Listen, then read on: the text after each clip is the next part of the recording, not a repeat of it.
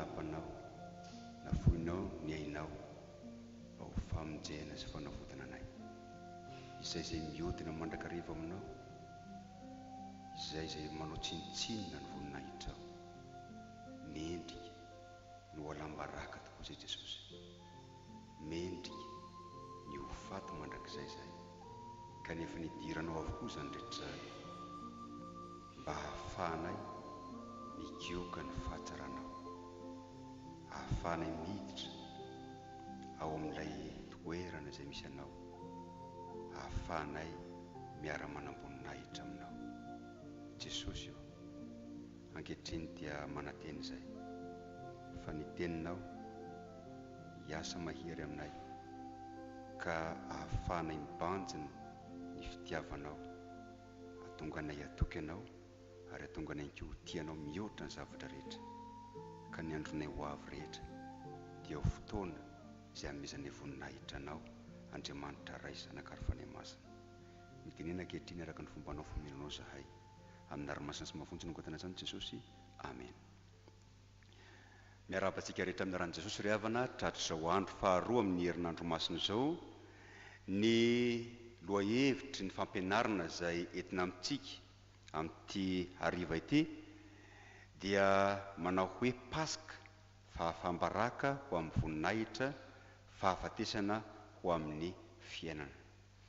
Fa andeha hovakintsika ihany ny Apokalipsy izay efa novakiana teo, toko 5, andininy 7 ka hatramin'ny 12 alohan'ny hitondrana zany fampianarana zany. Apokalipsy toko 5, andininy 7 ka hatramin'ny 12, mivaky toy izao amin'ny aran'i Jesosy.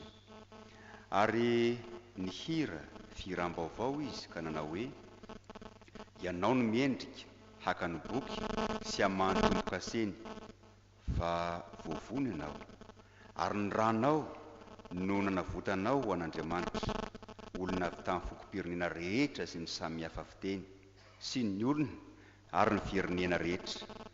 Ary rehefa nataonao fanjakana sy mpisorona ho an'Andriamanitsika ireo ary manjaka ambonin'ny tany izy. Ary nahita aho sady nandre feon'anjely maro manodidina ny seza fiandrianana sy ny zava-mananaina ary ny loholona, ary nisany dia alinalina sy arivoarivo, nanao tamin'ny feo mahery hoe, ny zanak'ondry izay novonoina dia mendrika andray hery sy arena sy fahendrena sy faherezana sy aja sy voninahitra ary saotra. Amen. Ray masino manamasinana ny famarinana, ny teninao ny famarinana. Amen. Nisy tovavy iray tonga verisaina. Inona ny antony? Ny antony dia nofitahin'ny fofombadiny izy, fa efa vita ny vodiondry ary tokony efa hiroso ny mariazy, kanjo niemitra tamin'izany fofombadiny io.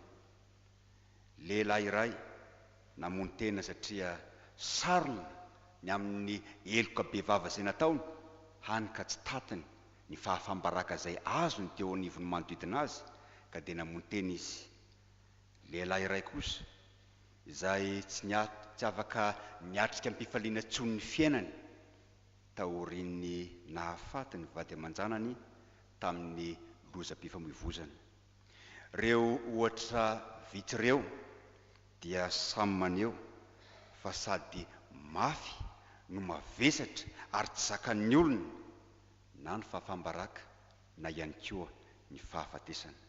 Samy midika fisarahana na ny fahafambaraka na ny fahafatesana. Fa ny olona izay hafa-baraka dia mihevitra ny tenany ho iatahany hafa ary mety iatahany hafa rahateo izy.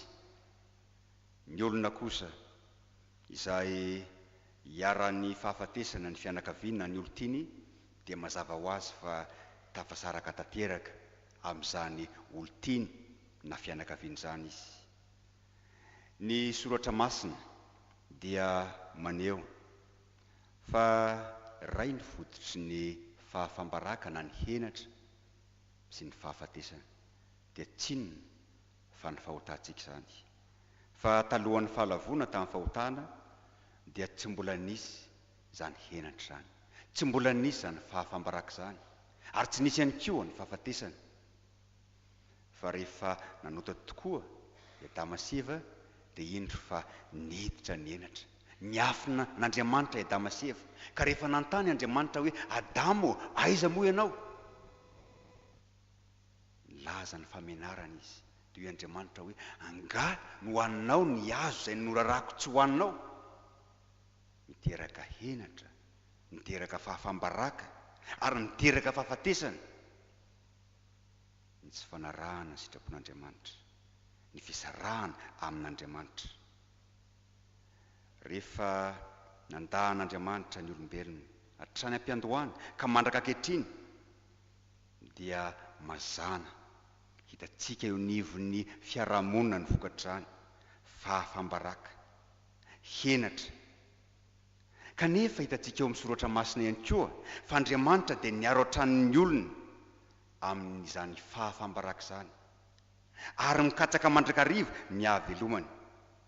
Fa rehefa nanota Adamasiva ka nahatsiaro ho menatra izy ireo, indro Andriamanitra nanamboatra tako-kenatra ho azy ireo, ka dia namono biby izy ary nioditra amin'ny biby izany no natafiny azy mivady. Tsy izany ihany, fa ny didy izay nomen'Andriamanitra ohatra anankiroa ny raisitsika, na ny didy fahadimy na ny didy fahavalo, dia samy fiarovana ny olona avokoa. Fa ny didy fahadimy manao hoe aza mamono olona, dia maneho fa miaro tokoa ny antsika Andriamanitra. Ny didy fahavalo manao hoe aza manendrikendrika ny namanao, midika fa tsy tiany ho alam-baraka antsika, tsy tiany ho afa-baraka antsika. Ny valim-bavaka izay nataon'Andriamanitra tamin'ny Ana, izay nahatsiaro ny tenany ho menatra teo anivon'ny fiarahamonina, fa sady tsy nahazo indrina izy dia tsy inona fa ny zanaka izay ireny olona rehetra. No eo ihany koa ny fanesoan'ny olona ny manodidina azy, satria teo amin'ny Jiosy rehefa misy ny olona izay tsy mahazo zanaka dia heverina fa avy amin'Andriamanitra izany, sazy avy amin'Andriamanitra izany.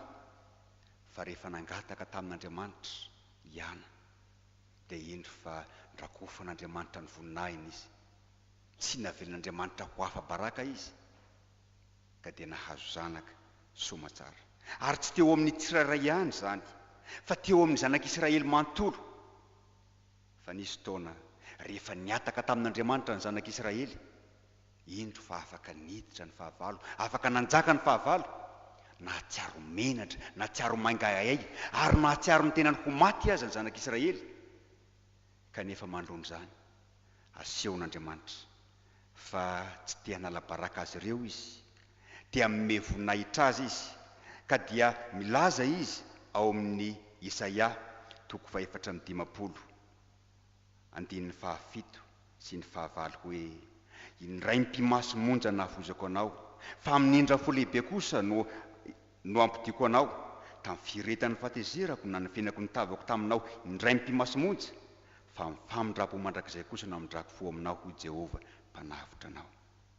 Eo amin'ny andinin'ny 4 dia milaza izy hoe: aza matahotra fa tsy ho menatra ianao, ary aza mangahay fa tsy avela ho afa-baraka ianao. Andriamanitra tsy te hanala baraka ny olona, fa te haneho mandrakariva fa tena sarom-piaro ary tian'ny olona izy. Ary tsy tao amin'ny testamenta taloha ihany no hitantsika izany, fa nao amin'ny testamenta vaovao ary dia hanehon'Andriamanitra ny voninahiny mandrakariva ireo izay mino sy matoky azy. Eny, na dia Jodasy izay namadika an'i Jesosy aza, dia endro fa tsy nalainy baraka. Fa rehefa nantany ny mpianatra hoe iza moa izany hamadika anao izany, Raby? Jesosy tsy nanondro mivantana any Jodasy hoe i Jodasy izany, fa hoy izy hoe izay niaraka nanatsoboka ny tanako tao amin'ny lovia no izy. Tsy nisy nahafantatra ny mpianatra afa-tsy tsy Jodasy rery ihany izay nahita fa izy no niaraka nanatsoboka ny tanany tao amin'ny lovia niaraka tamin'i Jesosy. Andriamanitra miaro antsika amin'ny fahafambaraka, Andriamanitra miaro antsika amin'ny fahafatesana, ary ny faratapon'ny fiarovany antsika eny amin'izany fahafambaraka sy ny fahafatesana izany, ka hameziny antsika ny voninahiny, hanehony antsika ny voninahiny sy hameziny antsika ihany koa ny fiainana, dia ny faneken'i Jesosy ho faty teo amin'ny hazo fijaliana. Jesosy nalaiky ho alaim-baraka mba tsy ho afa-baraka isika. Jesosy nalaiky hiditra amin'ny fahafatesana mba tsy ho faty mandrakizay isika. Fitiavana lehibe izany. Ary izany no nambara tamin'ny Apokalipsy izay nivakiana teo, fa voavony ianao ary ny ranonao nanavotanao ho an'Andriamanitra, olona avy amin'ny fokopirina rehetra sy ny samy hafa fiteny sy ny olona ary ny firina rehetra. Ilay Andriamanitra marina, ilay Andriamanitra tsy nanana ota no indro nitondra ny fahotan'izao tontolo izao, nitondra ny fahotako, nitondra ny fahotanao, mba tsy ho afa-baraka ianao, mba tsy ho meloka ianao eo anatrihan'ny fitsaran'Andriamanitra. Jesosy, ilay tompon'ny fiainana, no indro nanakihiditra eto amin'izao tontolo izao, izay anjakan'ny fahafatesana ary nandray izany fahafatesana izany teo amin'ny tenany, mba ho velona mandrakizay isika. Izany hoe misy fifanakalozana mahagaga teo amin'ny Jesosy sy eo amintsika. Fa ny faratsiana rehetra teo amintsika, ny indro no raisiny, dia ny fahotantsika, ny tsy finoantsika, ny fankalantsika. Ary ny raisiny ihany koa ny fahafatesana mendrika ho antsika vokatrany. Fa ny natolona antsika kosa ny fahatsarany rehetra, dia tsy inona fa ny fiadanany, ny fiainany. Jesosy mandray ny fahafambaraka izay tokony hiatra amintsika, ary mandray ihany koa ny fahafatesana izay tokony hiatra amintsika, ka manome antsika kosa ny fanohitra amin'izany, dia tsy inona fa ny voninahiny sy ny fiainany. Jesosy dia maneho amintsika fa manomboka eo amin'ny batisa dia efa rakofany sahady izany voninahitr'Andriamanitra antsika. Fa isika izay fahavalo no indro no raisiny ho zanak'Andriamanitra. Isika izay rotodrotoky ny fahotantsika no indro tafiany Jesosy ny lamban'ny fahamarinany. Fahafambaraka ho amin'ny voninahitra, fahafatesana ho amin'ny fiainana, fifanakalozana mahagaga no nataon'Andriamanitra teo amintsika. Jesosy manaiky handray ny faratsiantsika. Jesosy manaiky handray ihany koa ny sazy-pahotana izay tokony hiatra amintsika, mba tsy ho elohina isika. Ary izay no ambaran'i Paoly apôstôly hoe tsy misy fanamelohana izay ao amin'ny Kristy Jesosy. Ny voninahitra amin'ny teny fototra dia midika zava-mavesatra, izany hoe maneho ny haja sy ny fahatsaran'ny olona iray. Andriamanitra maneho ny fahatsarana, Andriamanitra maneho indrindra ny fahamasinany, ny fitiavana, ary tsy zakan'ny olona izany isehoany voninahitr'Andriamanitra izany. Hitantsika izany rehefa nisehoan'Andriamanitra izay ampaminany, lozako io izay ampaminany, izao izay lehilahy malotomolotra tamin'ny firenena malotomolotra no indro isehoan'Andriamanitra. Ary tsy izy ihany, fa ny mpiandry ihany koa dia natahotra rehefa niatrika ny voninahitr'Andriamanitra. Nisy zanakara-panahy ny mama voalahavana Germaine tany Karamalaza tamin'ny fotoan'andro. Nangataka izy tamin'ny mama hoe za mama mba te hisehoan'i Jesosy. Dia mama tsy zakanao zany anaka. Teny dongo teo ihany izy. Dia nasain'i Jesosy nakany amin'ny ala-kafe tany Karamalaza, fa tamin'izany mbola rakotra ala-kafe a Karamalaza. Dia nakany izy. Afaka fotoana fohy dia nasain'i Jesosy, nalain'ny mama, na zanaky mama hoe alay i beby, raha matoa beby izay moa ny anarany izy, vadina mpitandrina tao Ambatoroko, efa tsy eo intsony izy, fa vao nialoko nantandindiko fotsiny no hitany dia atorana izy. Tsy zakantsika izany voninahitr'Andriamanitra izany. Kanefa no ny fahasoavany dia afaka manatona ny seza fiandrianan'Andriamanitra isika, ary afaka manatona ihany koa ilay Andriamanitra be voninahitra. Izany dia nasehon'Andriamanitra tamin'ny fotoana izay nahafatesan'i Jesosy, fa tritra ny hevitrano tao amin'ny tempoly, satria manomboka eo dia afaka manatona an'Andriamanitra be voninahitra ny olona. Tao amin'ny testamenta taloha dia mpisorona sy mpisorona be ihany no afaka miditra ny hevitra masina sy ny hevitra masina indrindra. Fa rehefa vita kosa ny fanavotana antsika dia afaka manatona, afaka manatona an'Andriamanitra avokoa ny mino rehetra, ary io ny tsindrian'i Lotera hoe mpisorona ny mino rehetra. Afaka manome voninahitra n'Andriamanitra isika noho ny famelan-keloka izay atolony antsika tsiraray avy, satria ny olona voavela heloka ihany no afaka anatona an'Andriamanitra. Ny olona voavela heloka ihany no afaka amin'ny voninahitra azy amin'ny fifaliana tokoa araka ny hitantsika eo amin'ny Apokalipsy. Sambatra aho ary sambatra ianao afaka manome voninahitra an'Andriamanitra. Sambatra sika satria ny olona izay tsy afaka manome voninahitra an'Andriamanitra dia olona tafasaraka aminy. Fa isika matoa afaka manome voninahitra azy amin'izay ataontsika amin'ny finoantsika an'i Jesosy, amin'ny fiankinantsika amin'Andriamanitra, amin'ny fiainantsika manontolo, amin'ny fanarahantsika ny sitrapony, amin'ny fanekentsika ihany koa hanompo azy. Matoantsika afaka manao izany dia midika izany fa efa nafahantsika. Zao anefa eto amin'ity tany izay anjakan'ny fahotana ity dia mbola misy ny fiaretana ary mbola misy ihany koa ny ady, ka tsy afaka manome voninahitra amin'ny tokony ho izy isika, fa mbola eo ny fisetoana. Ary eo ihany koa ny fatsapahantsika tena amin'ny fotoana sasany, fa tsy manome voninahitra n'Andriamanitra tsika amin'ny fisainantsika, amin'ny eritrerittsika, amin'ny tenintsika, amin'ny asantsika ihany koa. Saingy soratsika ny Tompo fa ny fanahy masina dia tsy mitsahatra mitaona antsika izy n'andro sy n'andro hibebaka ny amin'izany tsy fahaizantsika manome voninahitra n'Andriamanitra any. Fa Jesosy dia milaza fa izay mikatsaka ny voninahitra Andriamanitra, mikatsaka ny voninahitra naniraka azy, izy no marina. Fantatsika loatra fa mikatsaka fifaliana ny olona ary mikatsaka voninahitra ihany koa izy, kanefa fandrika lehibe ho an'ny olona izany. Ny fikatsahan'ny Adama sy Eva, ny voninahitra hitovy amin'Andriamanitra rehefa ny fitahany devoly izy, izay nahatonga azy ho afa-baraka. Fa ny olona izay mikatsaka mandrakariva ny voninahitra Andriamanitra, nosaloran'Andriamanitra mandrakariva izany voninahitra izany araka ny teniny hoe izay manome voninahitra ahy nomeko voninahitra ihany koa. Sambatra sika ho eo teo afaka manome voninahitra n'Andriamanitra teny ankehitriny.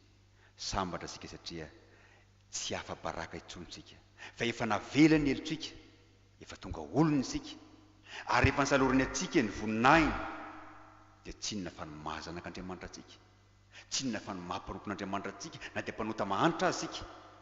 Saingy araka nambarateo mbola ao anatin'ny ady isika, mbola ao anatin'ny fisetoana isika, fa rahatray dia ambarany ten'Andriamanitra fa hanompo an'Andriamanitra amin'ny fifaliana atsika, hanompo an'Andriamanitra amin'ny mpiadanana tanteraka asika, satria tsy isy ny fahoriana ary tsisy ihany koa ny ady.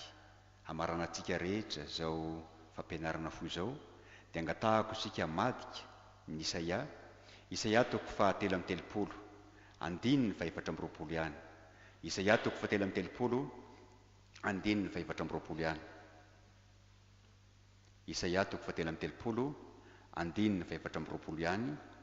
Isika rehetra no angatahako hiaraka mamaky azy amin'ny ran'i Jesosy. Tsisy amponinao hilaza hoe marary aho, ny olona izay mitoetra ao dia voavela heloka. Amen. Hivavaka isika tokoa. Sambatra izay Andriamanitra, efa navelana ho heloka. Sambatra izay satria tsy navelana ho afa-baraka izay, fa raha joro tokoa izay ka ho tany saina aminay ny heloka rehetra, tsy hisy aminay ho tafajanonay etonay iray aza. Saingy noho ny famonjena sy fanavotana vitan'ny zanakao dia afaka manatona anao izahay, satria rakofanao ny fahamarinanao izay Jesosy Tompo. Faly izay no izany fitiavanao izany. Tao izay hatsapa izany fitiavanao izany, ka ho tianao mihoatra ny zavatra rehetra, hiankina aminao mandrakariva, hampaherezo izay fanahy masinao mba hahafahanay manome voninahitra an'Andriamanitra amin'ny fiainanay manontolo.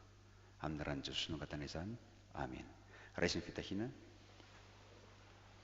Ny fitiavan'Andriamanitra ray, ny fahasoavan'i Jesosy Kristy Tompo, ary ny firaisana fanahy masina ho aminareo rehetra hatramin'izao koa mandrakizay. Amen.